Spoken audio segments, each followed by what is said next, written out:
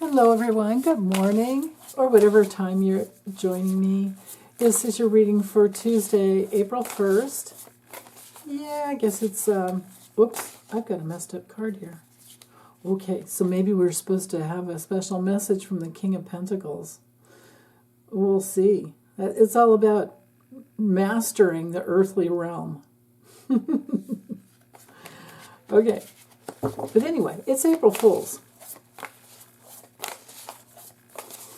I don't like pranks myself, unless there's something sweet from a granddaughter or something, like they used to when they were little.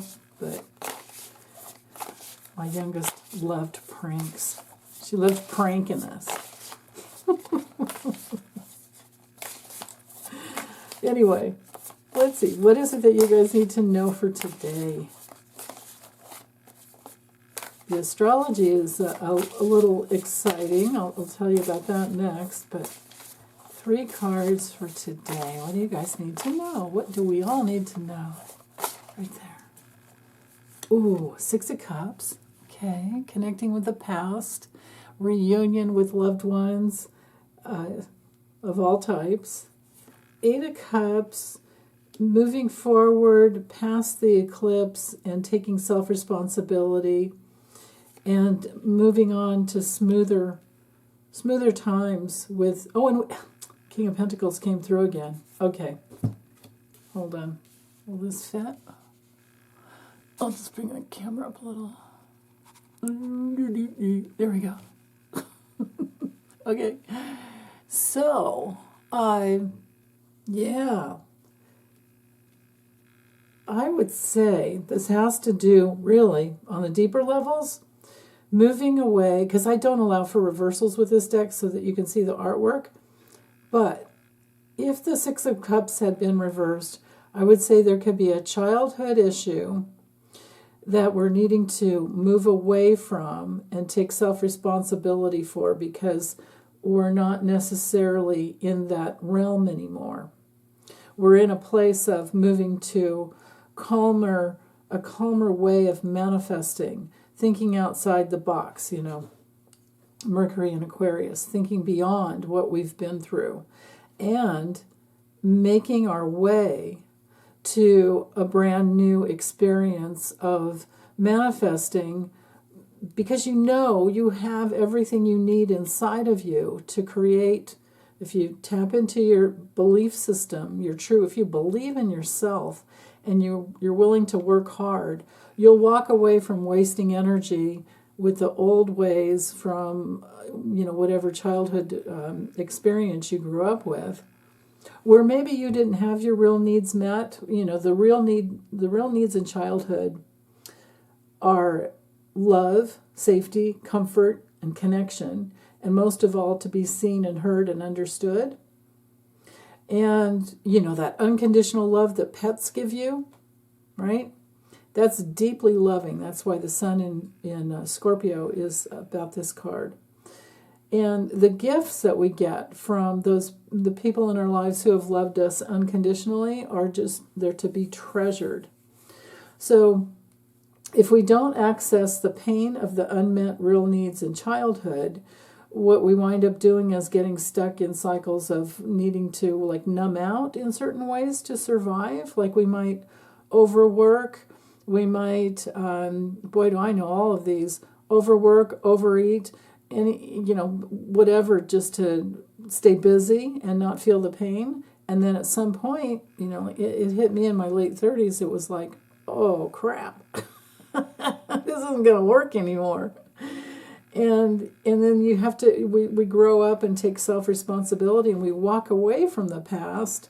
That's why Saturn in Pisces is about mastering the full experience and forging the new path. It's in the regular old Rider-Waite-Smith, it is this card here. I'm sure you guys remember, right? It's one of our eclipse cards too, but since we just had the eclipse and we're for the next 6 months, it's all about walking away from what doesn't work, and there's no need to stay stuck. That's why we have the 6 of Swords here. And what we're headed towards is manifesting on earth what it is that we need. And you don't have to do a lot of work on understanding the real needs or working around the real needs. You just have to understand what they are. And they are triggers to, just to remember how to adult. The King of Pentacles, man, he's all about adulting, right? So, yeah. Okay, let's look at the astrology. And there we go. Let me bring it down a little bit again. There we go. So you can see the moon is conjunct Uranus. Now, you keep remembering conjunctions increase the planet's power. So, it's like teamwork.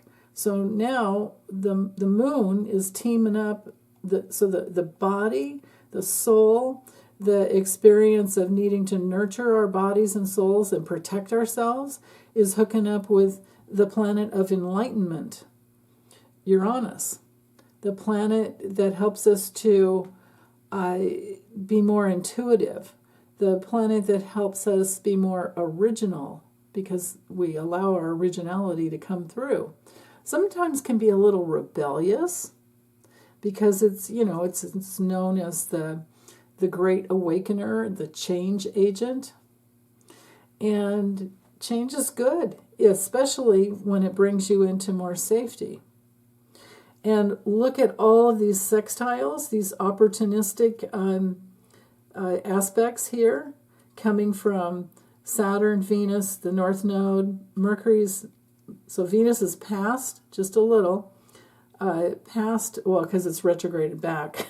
Passed back to the North Node, getting ready to hook up with Saturn. Well, it's already 3 degrees from Saturn. So Venus and Saturn together is all about money. With Pisces, it's all about including new ways of earning money into your life, new projects. It could even have to do with real estate. It could be conducive to buying a new home or moving to a new place. All of those physical things that help you come full circle in Pisces. And conjunct the North Node with Venus there. It, again, like I was saying yesterday, it's all about women, but it's all about inclusion. Pisces is most of all about inclusion and, being compassionate and sensitive. Mercury is right there, going backwards as well.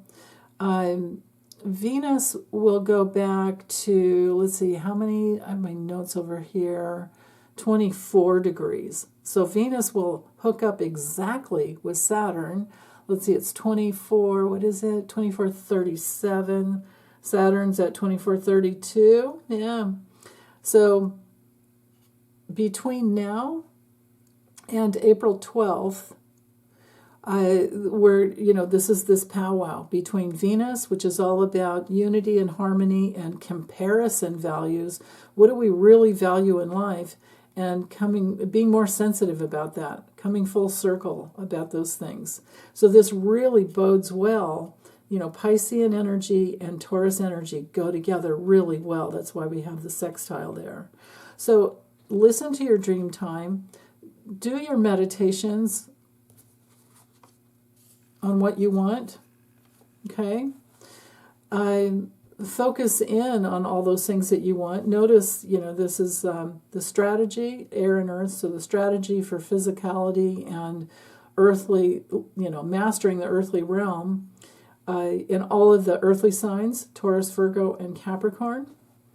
So when you tap into one, you can tap into all of them.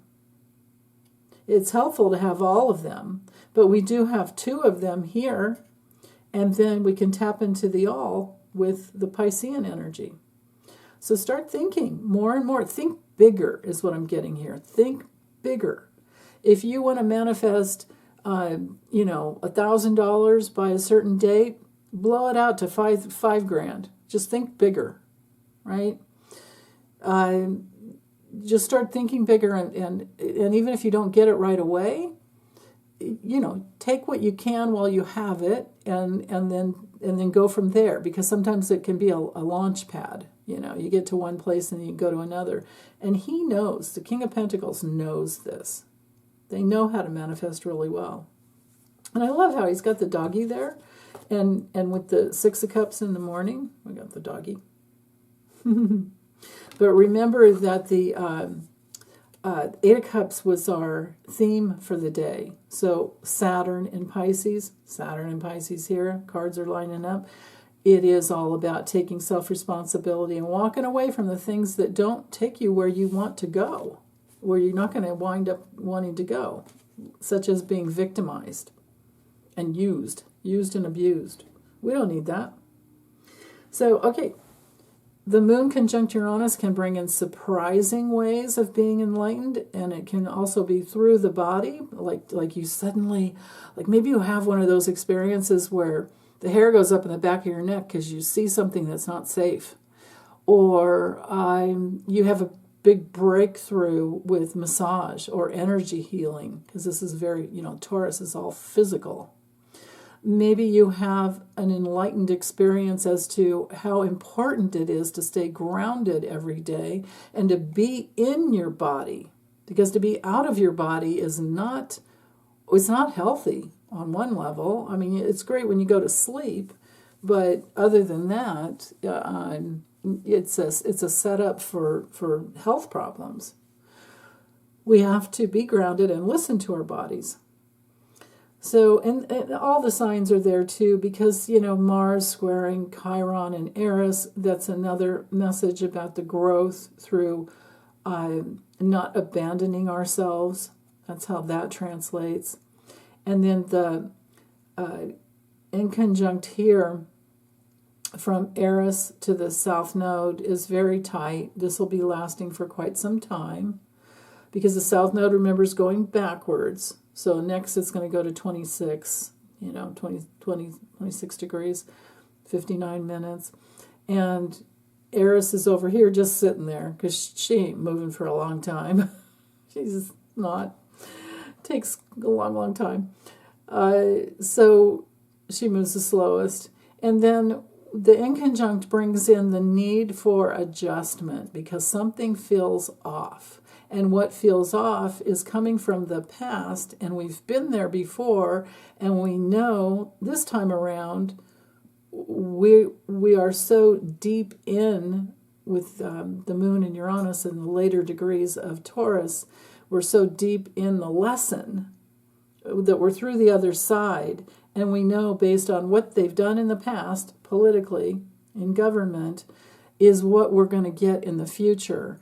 And all we ever really need to do, if we want to know where they're planning on going with us and dragging us through it and trying to get to a different place, is to read Project 2025. And if you don't want to read the whole 900 and some pages, because I certainly do not, there are bullet points that are online, really easy to find. Okay? So it's not pretty what they want. It's basically Handmaid's Tale kind of bullshit. We don't want that. We're not having that. So, yeah, so that's it. I'm just going to go ahead and get this uploaded. And, one more thing. With Venus, the North Node, and Mercury, and all these oppositions to the South Node, it is really reinforcing the past. I mean, the fact that it's all about what has happened in the past, they're trying to bring forward, but we're fighting. We're coming full circle here and fighting.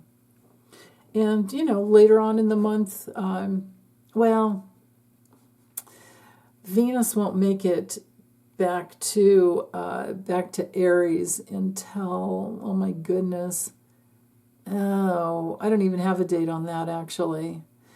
She stations direct at about 6 p.m. on April 12th, but that's still at 24 degrees of Pisces. But yeah, and she takes, sometimes a year. She can get around the whole zodiac in a year. But it's more like, I'm thinking a couple weeks probably to get back to Aries. So I'm thinking it could be like the end of April is very possible. Yeah. So, okay, but I'll keep, we'll check on that. We'll keep checking. So, okay, take good care. Have a wonderful day.